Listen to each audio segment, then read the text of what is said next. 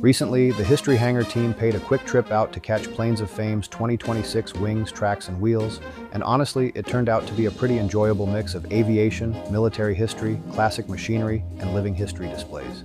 The event takes place at historic Chino Airport, and one of the first things you notice isn't even the aircraft, it's the setting itself. Scattered around the grounds are genuine World War II-era hangars and buildings, reminders that this airfield has deep roots stretching back to the wartime training boom of the 1940s. And of course, for aviation fans, Chino is practically sacred ground thanks to the presence of Planes of Fame Air Museum. Seeing aircraft connected with the museum immediately adds another layer of history to the event.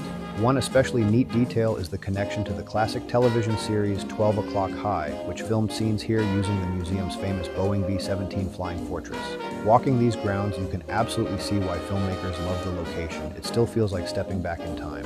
The variety throughout the event was honestly one of its strongest points. Military reenactors, or if you prefer history cosplayers, representing different eras were spread throughout the grounds, with camps, uniforms, vehicles, and equipment displays that added a lot of life and atmosphere. Some groups clearly put enormous effort into authenticity, and it gave the show a much broader historical feel beyond just aircraft. And speaking of variety, there was no shortage of things to look at. Warbirds, military vehicles, tracked armor, civilian classics, vendor tents, displays, and food stands were scattered throughout the grounds, giving the whole event a relaxed, wander and explore feeling rather than forcing everyone into one central attraction. Now, with that said, there were a few areas where the event could improve. Probably the biggest issue was viewing the aircraft actually flying.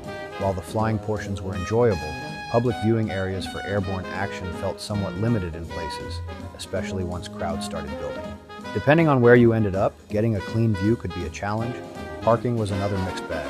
The free parking field was appreciated, and honestly preferable to some expensive event parking lots, but rough terrain and uneven ground could definitely be a little unfriendly to lower cars. If you drive something low-slung, it's probably worth taking your time getting in and out. And finally, especially given the California heat, additional water stations would have been nice. There were food vendors and places to grab drinks, but on a warm day, a few more easily accessible hydration points would go a long way. Still, overall, the experience was very pleasant. The atmosphere was relaxed, the people were friendly, and there was enough variety to keep just about any military history or aviation fan entertained for hours. More than anything, events like this are a reminder of why preserving these aircraft, vehicles, and historic locations matters in the first place. For the History Hangar team, Wings, Tracks, and Wheels 2026 was definitely time well spent, and we're looking forward to seeing how the event grows in the years ahead.